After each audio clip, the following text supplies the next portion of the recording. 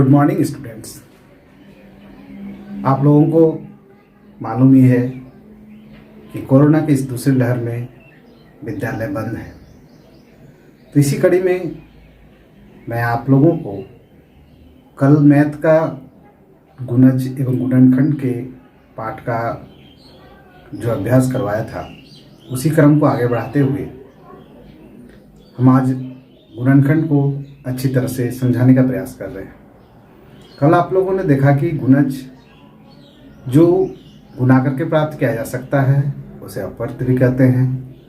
किस तरह साझा अपवर्त निकला, उससे हम लोग लघुत्तम समावर्त किस तरह निकाल सकते हैं। इसी क्रम में आज हम लोग गुणनखंड की व्याख्या करेंगे। गुणनखंड क्या है? तो गुणनखंड देखने से ही पता चलता है कि जिसमें गुणा का खंड किया गया है, अर्थात कोई संख्या को जो विभिन्न संख्याओं से विभाजित करके हम लोग निकालते हैं तो उसे गुणनखंड कहते हैं। तो देखें गुणनखंड का प्रारूप। मान लिया जाए एक संख्या 4 है, वो कितने संख्या से विभाजित होती है? 1, 2 और 4 स्वयं से। तो 4 का गुणनखंड 1, 2, 4 हुआ। इस प्रकार हम लोग एक दूसरी संख्या भी ले सकते हैं 8, 1, 2, 4, 8। ये 4 1, 2, 4 से विभाजित होगी। ये 8 1, 2, 4, 8 से विभाजित होगी। इन संख्याओं को जो 8 को पूर्ण रूप से विभाजित करती है वह उसका गुणनखंड है।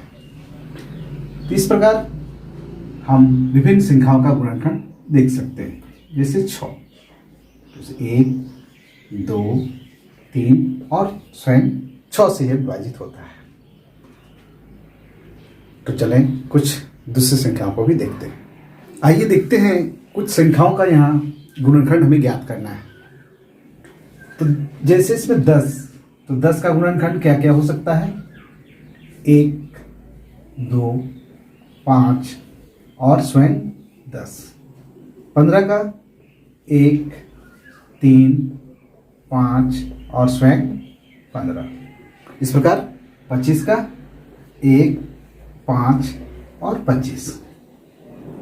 यानी ये सब संख्याएं जो 10 उसका गुणनखंड 1, 2, 5, 10।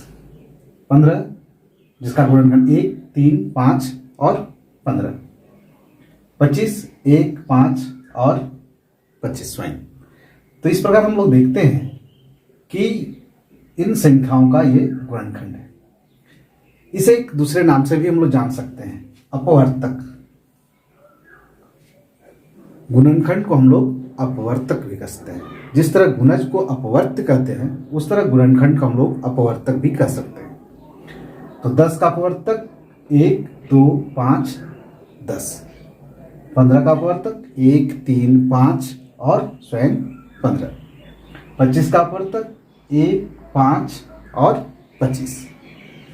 तो इन अपवर्तकों का हम लोग पुनः महत्तम समावर्तक ज्ञात करने में कर सकते हैं। तो चलें हम लोग इस गुणनखंड विधि से यानी अपवर्तकों के सहारे महत्तम समावर्तक ज्ञात करते हैं। तो बच्चों आइए देखें कि इन गुणनखंडों अर्थात अपवर्तकों में साझा अपवर्तक कौन सा है। पहले हम उन साझा अपवर्तकों को चुनेंगे।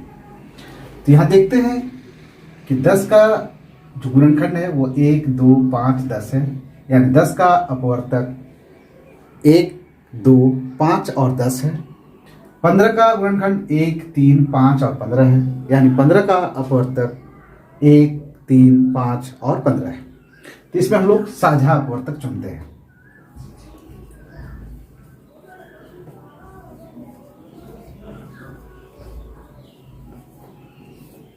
तो साझा अपवर्तक ध्यान दें, 1, 5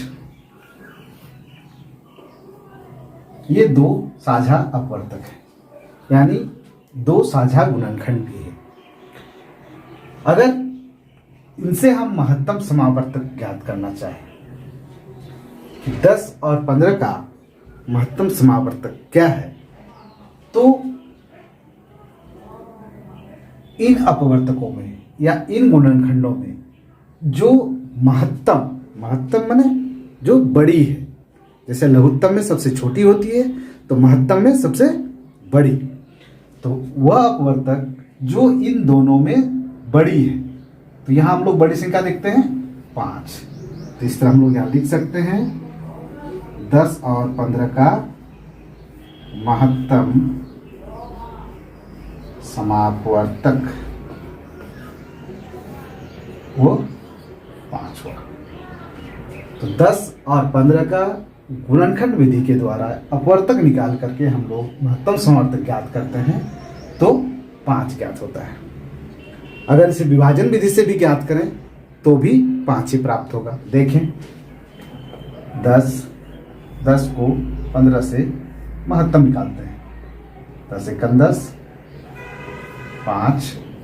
5 को पुनः 10 से हम भाग करते हैं, 5 दूना 10, तो ये इस तरह हम लोगों का 5 महत्तम समावर्तक प्राप्त होता है।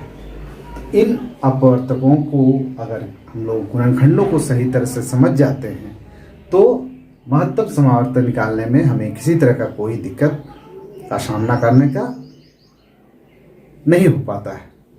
यानी गुणनखंड को अगर हम लोग सही तरीके से समझ जाते हैं तो महत्तम समावर्तक आसानी से निकल जा सकता है।